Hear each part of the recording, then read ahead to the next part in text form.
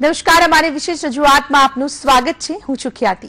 દુનિયામાં સૌથી નિસ્વાર્થ વાત્સલ્યની મૂર્તિ એટલે માં, પણ સંતાન જ્યારે ભૌતિક સુખોની પાછળ દોડવાનું શરૂ કરે છે ત્યારે તે જનિતાનું ઋણ ભૂલી જાય છે અને આધુનિકતા સાથે કદમ તાલ મિલાવવાની ધૂનમાં સંતાનો માવતરને વૃદ્ધાશ્રમના બારણે મૂકી આવવામાં પણ પળવાર વિચાર સુદ્ધા નથી કરતા। બાળક જ્યારે શાળામાં જવા લાયક થાય ત્યારે તેને હિંમત આપનાર માં છે, તેની પહેલો કો શીખવાડનાર પણ માં છે, પરંતુ આજ બાળક જ્યારે જિંદગીના અર્થશાસ્ત્ર પર ઉતરે છે તો તેની માના ખર્ચાનો બોજ લાગે છે અને જન્મેલો ખુદ જનિતાને ઘરડાઘર સુધી દોરી જાય છે। આજે મધર્સ ડેના નિમિત્તે આવી જ કેટલીક માતાઓની વ્યથાઓ પર આધારિત છે અમારી વિશેષ રજૂઆત માની વ્યથા।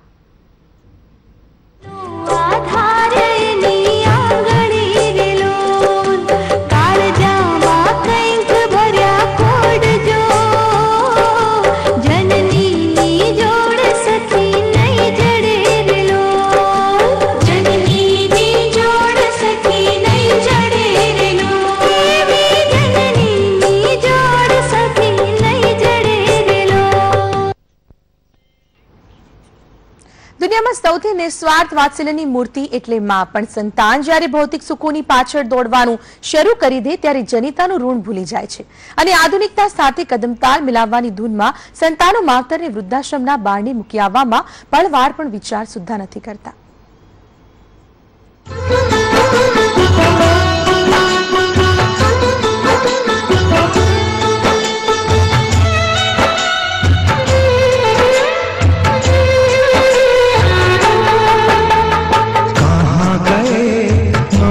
भरे दिन कैसे कोई जिए माँ तेरे बिन, कहाँ गए ममता भरे दिन कैसे कोई जिए माँ तेरे बिन। ओ माँ तुझे ढूंढूं मैं कहाँ, ओ माँ के बिना सुना है जहाँ।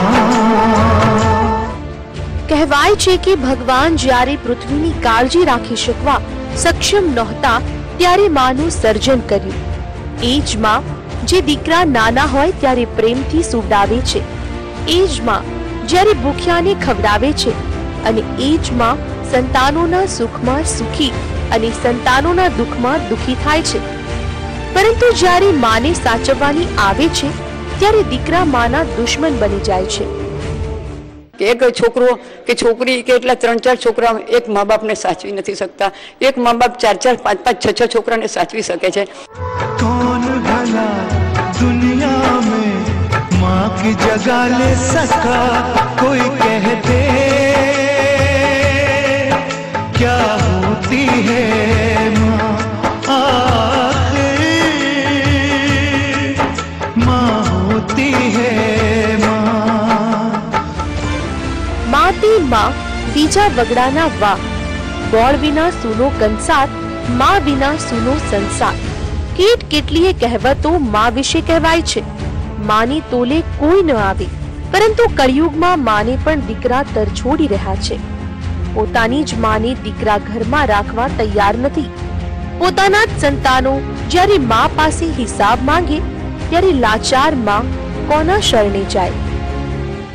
કે મારે મિલકત, મારો બંગલો છે, મારી દુકાન છે, મારા મિસ્ટર ડોક્ટર હતા, જનરલ પ્રેક્ટિશનર, પણ દીકરી જમાઈ મારા બીબીએ બીજા મેરેજ કર્યા પછી જમાઈને મૂળ છું એને એવી રીતે આઈડિયાથી જ, એને મારા જમાઈ 5 વર્ષ પહેલા એને આઈડિયાથી જ યુપીનો ભૈયા હતા, પાછો પોતે વકીલ હતો, એને આઈડિયાથી જ એને મારું બધું મિલકત પર લેવા માટે થઈને જ બધું પહેલાં મને આમ કે ભોળવીને કે મમ્મી મમ્મી કરીને પ્રેમથી બધું એકદમ રાખી અને પછી બધી મારી પાસેથી મારા નામે સહીઓ કરાવી, મને પછી છેલ્લે તો ડરાવી ધમકાવીને સહીઓ કરાવી લીધી છે બધી લોનો ઉપર ઘરને।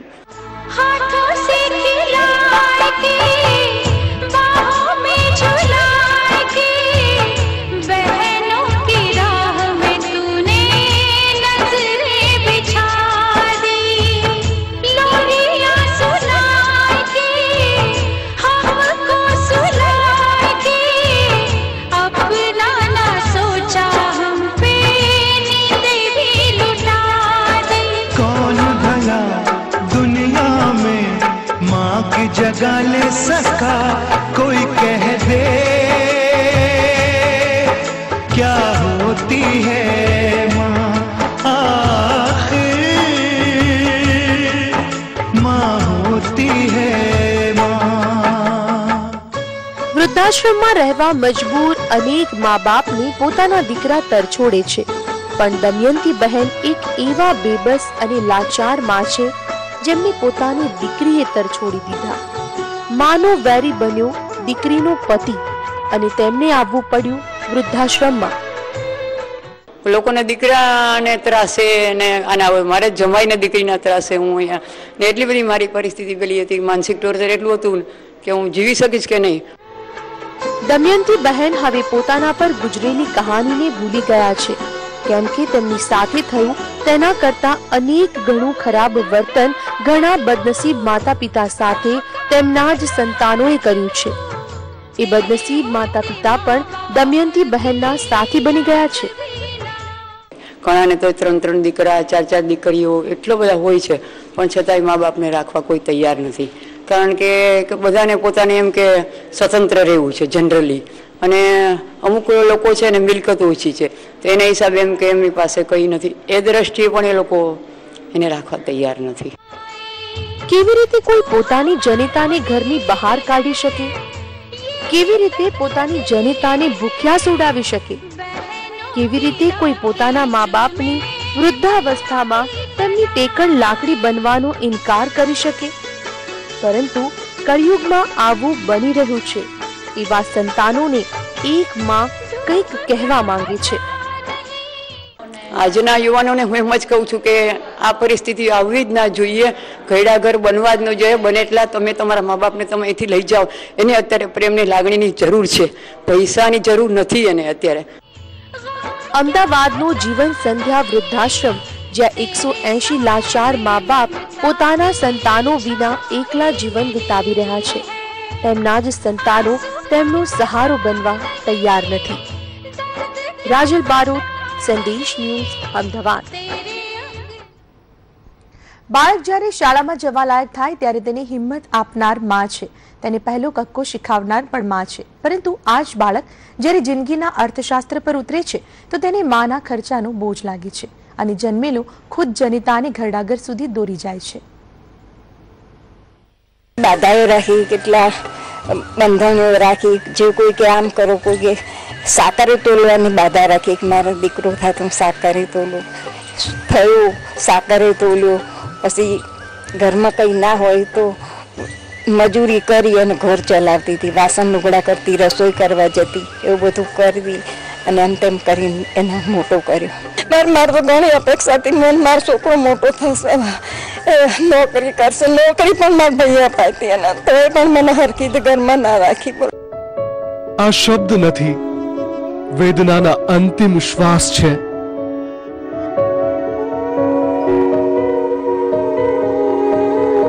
મરી ગયેલી આશાઓની ઠાઠડી છે. આ આંખોને કોઈનો ઇંતજાર નથી. આ કાનને કંઈ સાંભળવું નથી.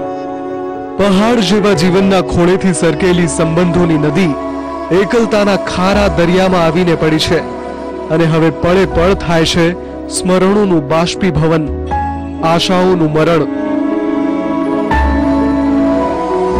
સંતાનોએ તરછોડેલી માતાઓ માટે જીવન સંધ્યાના પગથિયા ભલે નવજીવનના ઉદય સમાન હોય, પણ સંસ્કારો માટે તો આ સ્મશાન ભૂમિ છે. ઘરડા ઘરની શરણે આવેલા સુભદ્રા બહેનની વ્યથા સાંભળવા માટે કાળજું પણ કઠણ જોઈએ. નામનું ઘર મારા બાપુએ તો વેચાઈ નાખ્યું ને, વેચાઈ નાખ્યું ને પૈસા એને હશે ને એને એના નામનું ઘર લઈ લીધું.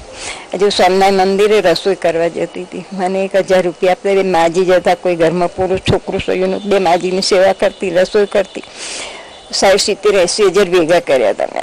ઘરડા ઘરમાં રહેવાનું નથી, ઘરડા ઘર ખાલી કરી નાખો, બધું સામાન લઈ લો. હવે તમને સારી રીતે હાચવીશું, તમને ભલે 2 લાખનું થશે તો તમને ઓપરેશન કરાવીશું, તમને આ કરીશું, તે સારી રીતે હાચવીશું, તમારી સેવા કરીશું. હવે ઘરડા ઘરમાં તમારે રહેવું નથી. એમ ફોલાય મારું કરાય, મારું ઘર હતું તો એ મને ઘરમાં રહેવા ના દે. ઘરમાં બસ બહાર ને બહાર કેસે રહેવાનું, પંખા નીચે મને ના બેવા, તાપમાં મારે ઓસરી બેહી રહેવું પડે. એવું બધું વિતાડ્યું. જેના ખોળે બેસી દુનિયાના રંગ જોયા એ જ માતાની જિંદગી સંતાનોએ બેરંગ બનાવી દીધી. ઉંમરના ઉંમરે આવી પહોંચેલા સુભદ્રાબેન માટે જીવન સંધ્યા જ એક પરિવાર સમાન છે અને હરિભજન જ તેમના માટે ઉજવણીના અવસર છે.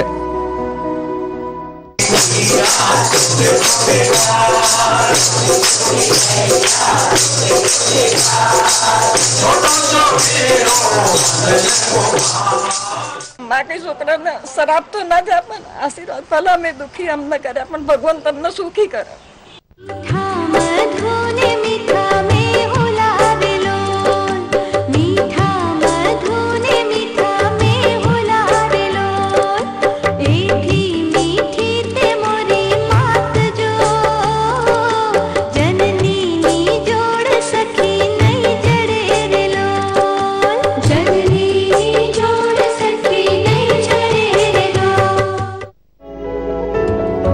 રાજલ બારોટ, સંદેશ ન્યૂઝ, અમદાવાદ. દરેક વાતે માની આંગળી પકડનાર કે દરેક મુસીબત વખતે માના પાલવમાં છુપાઈ જનાર બાળકને મોટા થતાં જ માં એક કચકચ કરતી વ્યક્તિ લાગે છે. તેને માની સલાહ જૂનવાણી વિચારોવાળી જેવી લાગે છે. કલયુગમાં શ્રવણકુમાર તો બની નથી શકતા, ઉલટાનું મોડર્ન વાતથી અંજાઈ ધૃતરાષ્ટ્ર બની બેઠેલી સંતાનો માવતરને ઘરડા ઘરના અંધારામાં ધકેલી દે છે.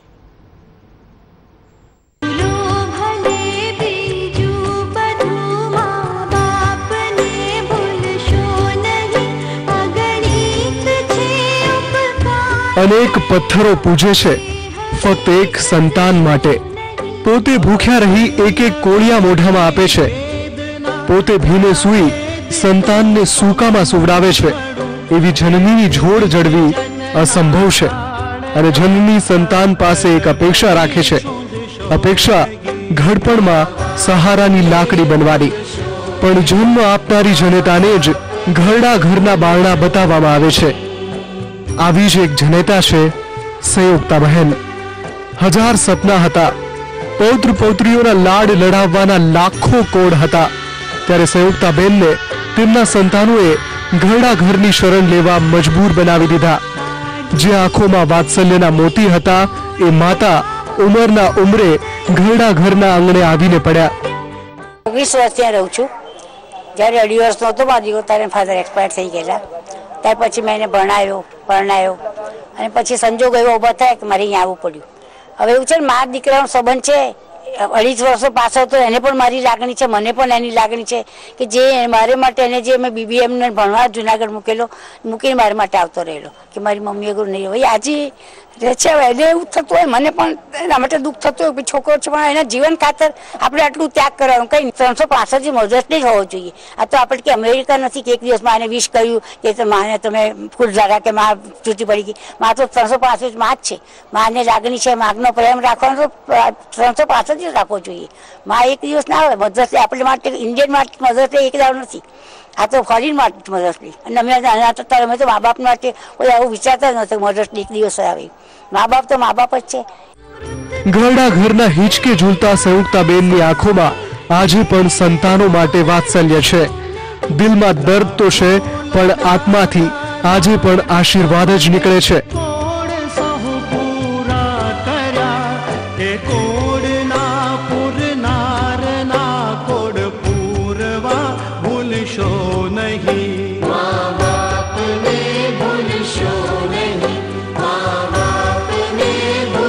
જે કર ઝુલાવે પારણું તે જગત પર શાસન કરે. એક જનની આ શબ્દને શાશ્વત માનીને જીવે છે. જીવન સંધ્યાના અવસરે પહોંચેલા સંયુક્તાબેન ઘરડા ઘરમાં પણ પોતાના સંતાનોને આશીષ આપે છે અને હરિભજનના આધારે જીવન વ્યાપન કરે છે.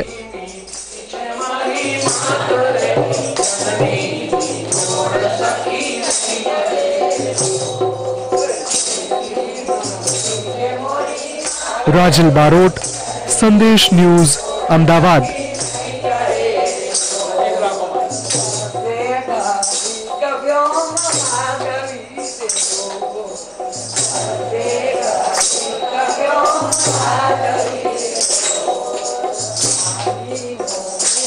Bye.